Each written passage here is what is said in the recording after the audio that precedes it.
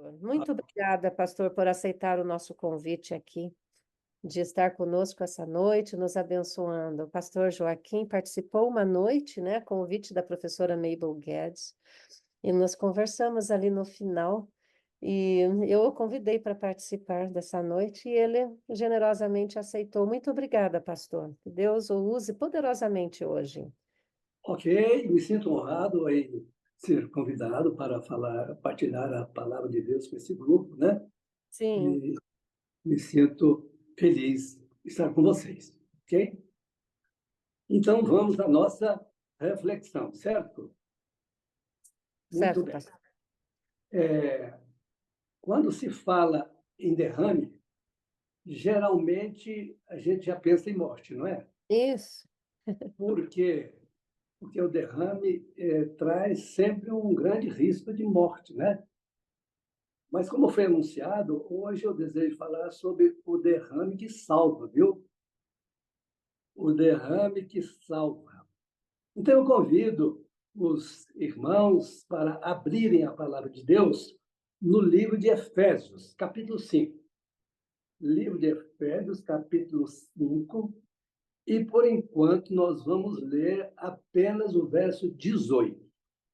Apenas o verso 18. Ok? Então, vamos lá? Efésios, capítulo 5, verso 18, diz assim: E não vos embriagueis com o vinho, em que há contenda, mas enchei-vos do Espírito. Enchei-vos do Espírito. Pois bem, nesse texto, aparece assim, de maneira.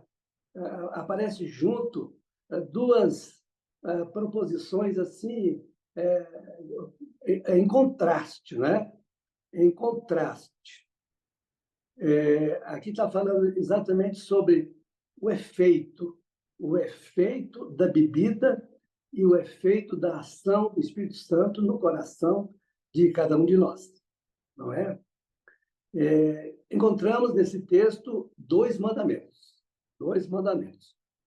um em formato negativo e outro em forma imperativa.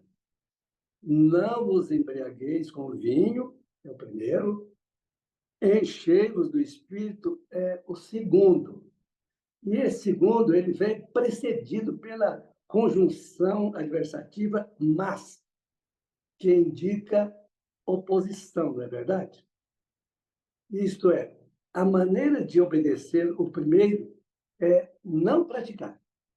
E a maneira de obedecer o segundo é exatamente praticar. Praticar o que ele pede. O que se percebe é que, em ambos os casos, a pessoa está sob uma influência de uma força maior do que ela mesma. E é bastante perceptível a mudança de comportamento em ambos os casos. Então, gostaria de extrair daqui, desse texto, algumas lições por contraste. Vamos à primeira? Em primeiro lugar, a pessoa embriagada está sob o controle de uma força, uma vez que o álcool tem o seu efeito sedativo, né? Todos os seus problemas, naquele momento, parecem estar resolvidos, pelo menos provisoriamente. E ele experimenta, assim, uma sensação de grande alegria e não tem timidez, não tem vergonha de expressar os seus sentimentos. Só que essa alegria, ela é falsa, né, e passageira. Por contraste, a pessoa cheia do Espírito Santo tem a sua vida controlada por Deus e não pelo álcool, né? Por Deus, uma força realmente maior. E também experimenta uma alegria profunda, só que verdadeira, demonstrando assim um perfeito domínio próprio e também não tendo nenhuma timidez de expressar a sua alegria, a sua gratidão com ousadia para testemunhar.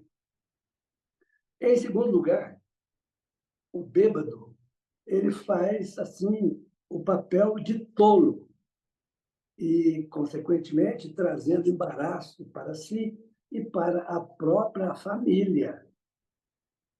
Mas o cristão cheio do Espírito Santo, ao expressar sua alegria, ele glorifica o nome de Deus e está, inclusive, disposto a ser considerado louco por amor a Cristo, por amor à causa, segundo o que está dito em 1 Coríntios, capítulo 4, versículo 10. O bêbado chama a atenção para si mesmo, enquanto o cristão cheio do Espírito Santo enaltece o nome de Jesus. E ao testemunhar do que Jesus fez por ele. Em quarto lugar, as pessoas inclinadas à bebida geralmente gostam de frequentar os mesmos ambientes. E sempre são os barzinhos, né? São os bares. E os resultados, muitas vezes, ao invés de ser um momento de desenvolver, estreitar os vínculos de amizade, os resultados muitas vezes são desastrosos, porque as pessoas elas perdem o controle, né? E muitas vezes sai até assassinato. Os cristãos cheios do Espírito Santo gostam de se encontrar também em alguns lugares especiais, comuns, como a casa de Deus, as reuniões de oração e nas campanhas as campanhas comunitárias, né? Com o objetivo de ajudar os outros e transformar vidas. Em quinto lugar, a pessoa embriagada é conhecida pela sua maneira de andar, sua maneira de olhar, né? Os olhos ficam diferenciados, né? Pela sua maneira de se expressar. Não é verdade isso?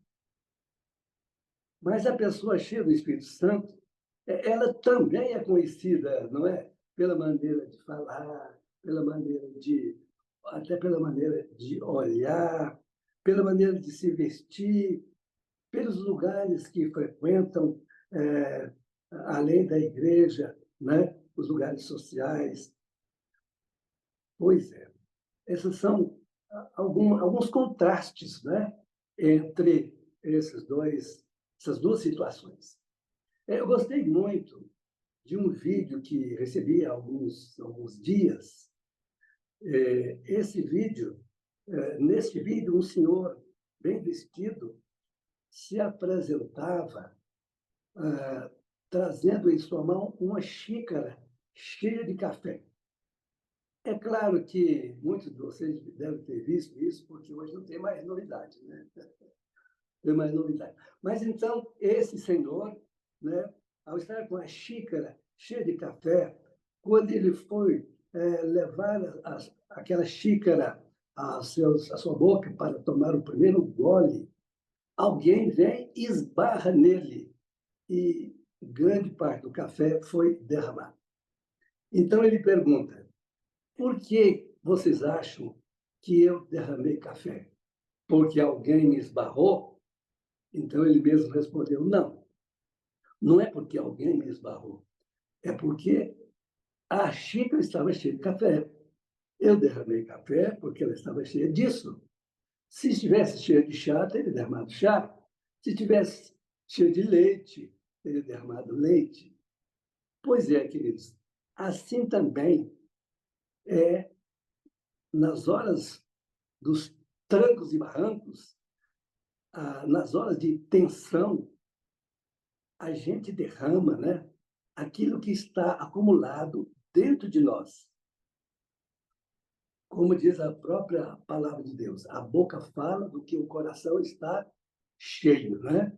Mateus 12, 34. Vamos pensar aqui em 3 tipos de pessoas. Primeiro grupo, pessoas vazias do espírito. Segundo, pessoas cheias de si.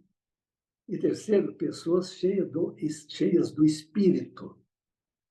O que uma pessoa vazia do espírito derrama?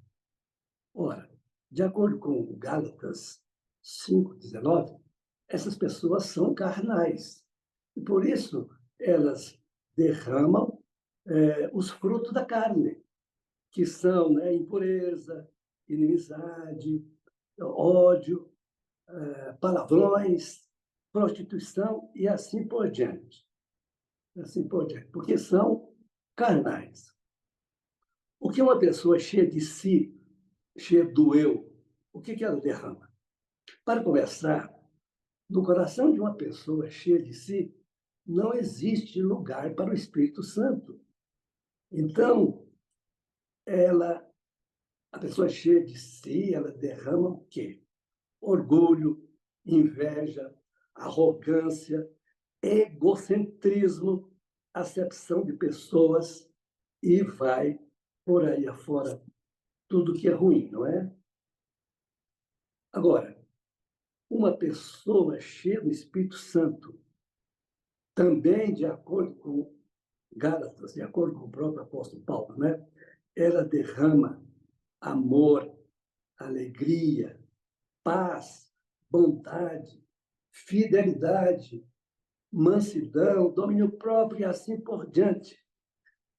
Esse, queridos, esse é o derrame que salva, é o derrame que cura, é o derrame que transforma, né? Por isso, o título dessa reflexão, o derrame que salva. Mas por que essas pessoas derramam tantas coisas lindas, maravilhosas? São essas coisas naturais delas mesmas? Claro que não.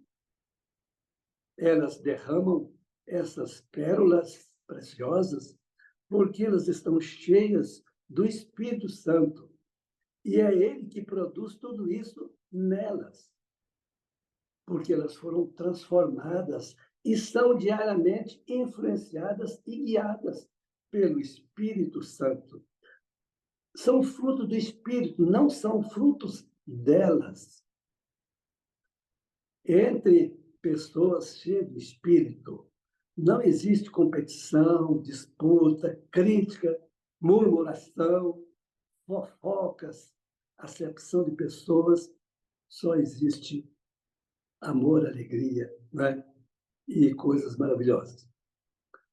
A pergunta que não quer calar é a seguinte: quando será que vamos alcançar essa experiência de voltar a respirar a atmosfera da igreja primitiva? Porque ainda existem tantas disputas, discussões, desentendimentos e divisão na igreja, e às vezes na família. Como é triste, né, irmãos, vermos esses debates nos grupos de WhatsApp, um desfazendo do outro, humilhando o outro, né, querendo ser superior, querendo suplantar, querendo demonstrar mais conhecimento, e sem falar nas discussões sobre política, que tem separado amigos, tem separado famílias, criado muros de separação, inimizade, né? Enchendo o coração das pessoas de ódio, ao invés de encher o Espírito Santo. E o que é mais triste, entristecendo o Espírito Santo de Deus. Entristecendo. Então, meus queridos, por que não conseguimos ainda estas vitórias? Sabe por quê, irmãos? Porque o nosso coração é mau, enganoso, porque a tendência do coração carnal não é agradar a Deus. é agradar a si mesmo, é fazer o que vem, o que vem na sua cabeça, nos seus sentimentos, né? Precisamos, queridos, desesperadamente, de um transplante de coração. Você se lembra do primeiro transplante de coração realizado no mundo? O cirurgião que realizou, o Dr. Christian Barnard. E a primeira pessoa na qual ele realizou esse transplante viveu apenas 18 dias, mas a segunda já conseguiu viver 1 ano e 7 meses. Também era o Dr. Philip Bleiberg, o paciente no qual foi realizado o segundo transplante de coração no mundo. Conta-se que, certo dia, o cirurgião, Dr. Barnard, chegou ao quarto onde estava o seu paciente transplantado e fez a seguinte pergunta ao Bleiberg: você gostaria de ver o seu velho coração? E ele respondeu: sim, doutor, eu gostaria. Então, o doutor pediu que fosse trazido um recipiente no qual estava aquele órgão e passou aquele recipiente para as mãos de Bleiberg. E ele, depois de olhar, contemplar, emocionado, aquele órgão dentro daquele recipiente, ele disse ao seu médico: doutor, leva de volta esse coração que tanto trabalho me deu quando pulsava dentro do meu peito. Assim foi o primeiro transplante de coração no mundo. Irmãos, é por falta desse transplante que muitas pessoas continuam mentindo, continuam fingindo, enganando, fazendo de conta que são cristãos, porque muitos ainda não permitiram que o Espírito Santo fizesse neles esse transplante, esse coração enganoso, corrupto de todos nós, né? E por isso mesmo, eles têm pouco do Espírito Santo e pouco de Bíblia dentro do seu coração. Tem um coração, muitas vezes, vazios, um coração vazio, ou então cheio daquilo que não deve. Precisamos de um novo coração. E Deus promete fazer em nós um transplante, se lhe permitirmos. Quem estiver com a sua Bíblia pode abrir no livro de Ezequiel, capítulo 36. Capítulo 36, e vamos ler aqui os versos 26 e 27.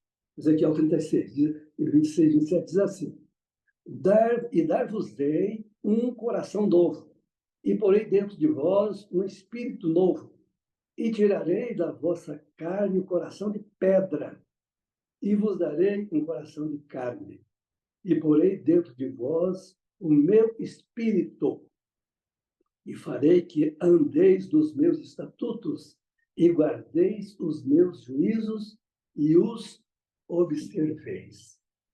A promessa de Deus, fazer um transplante em nós. Só o Espírito Santo pode fazer esse transplante, queridos. É uma promessa, mas eu pergunto, você deseja? Porque tem uma coisa, o Espírito Santo não é concedido a uma pessoa que não pede, que não deseja ardentemente. Existe um preço para quem deseja realmente receber. E o preço é pedir insistentemente, clamar a Deus pelo Espírito Santo. Esse é o preço. Por outro lado, se eu vivo dizendo por aí que estou cheio do Espírito Santo e muitas vezes me fazendo de mais santo do que os outros, o mais provável é que não o temos. Não o temos. Mas então, como podemos saber se... Como a pessoa pode saber se ela está cheia do Espírito Santo ou não? Se continuarmos lendo aqui, na passagem inicial do livro de Efésios, nós podemos perceber aqui uma coisa muito interessante. Vamos abrir novamente, lá no livro de Efésios, capítulo 5, e ler. Vamos repetir o que já lemos e continuar um pouquinho mais. Olha, então diz aqui: não vos embriagueis com o vinho em que há contenda, mas enchei-vos do Espírito. Agora, como é que se enche do Espírito? Olha, a continuação. Falando entre vós em salmos e hinos e cânticos espirituais, cantando e salmodiando ao Senhor no vosso coração, dando sempre graças a Deus por tudo, a nosso Pai, em nome do Senhor Jesus Cristo, e sujeitando-vos uns aos outros no temor de Deus. Muito bem. Aqui, o apóstolo Paulo nos apresenta 3 evidências de uma pessoa cheia do Espírito Santo. A primeira delas está no verso 20. A pessoa cheia do Espírito Santo, ela é agradecida, dando sempre graças por tudo a nosso Deus e Pai. A segunda evidência a pessoa é alegre, tem prazer no louvor, falando entre vós com salmos, entoando e louvando de coração. E a terceira evidência, a pessoa é submissa e humilde. Verso 21, sujeitando-vos uns aos outros no temor do Senhor. E o interessante é que o apóstolo Paulo não menciona aqui milagres, não menciona línguas e nem manifestações espetaculares como evidência, né? Mas, queridos, a principal evidência é apresentada por Jesus, que diz: pelos frutos conhecereis. E também pelo apóstolo Paulo, né? Pelo próprio apóstolo Paulo, quando ele enumera os frutos do Espírito. Mas o fruto do Espírito é amor, alegria, paz, mansidão e assim por diante. Ora, veja, né? Se são frutos do Espírito, se a pessoa produz fruto do Espírito, é porque ela tem o Espírito, não é verdade? Ela produz frutos do Espírito, então não são frutos dela, frutos do Espírito. Então ela tem o Espírito Santo, só podemos chegar a essa conclusão. Em minha casa, no quintal da nossa casa, né? A minha esposa está aí me ouvindo também. No quintal da nossa casa, eu sempre planto aqui mudinhas de couve-flor e brócolis. E fico observando o crescimento delas. E enquanto está se processando o desenvolvimento, a gente não consegue distinguir quem é quem. Mas quando elas chegam ao ponto de abrir a flor e vir o fruto, aí a gente tira todas as dúvidas, né? Dá para saber exatamente o que cada um é. Pelos frutos conhecereis. Que frutos? Que dá para conhecer quem tem o Espírito Santo? Exatamente, os frutos do Espírito, né? Então, não dá para enganar, meus queridos. Não dá para enganar.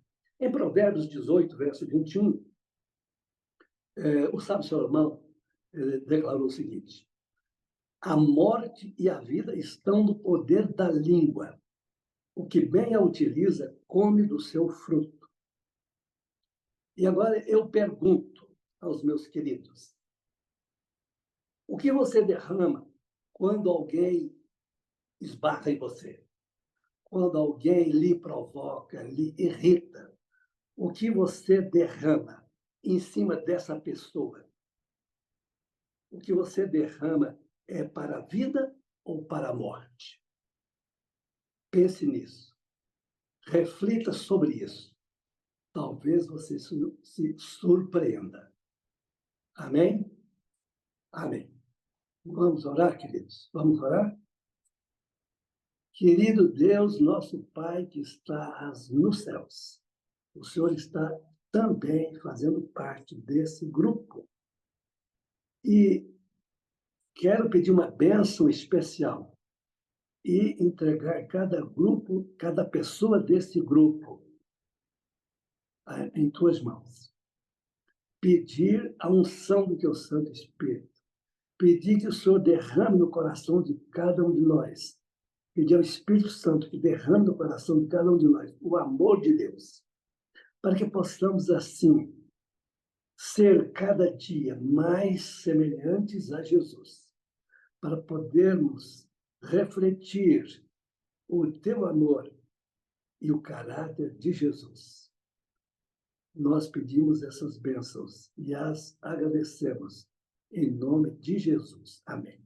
Amém.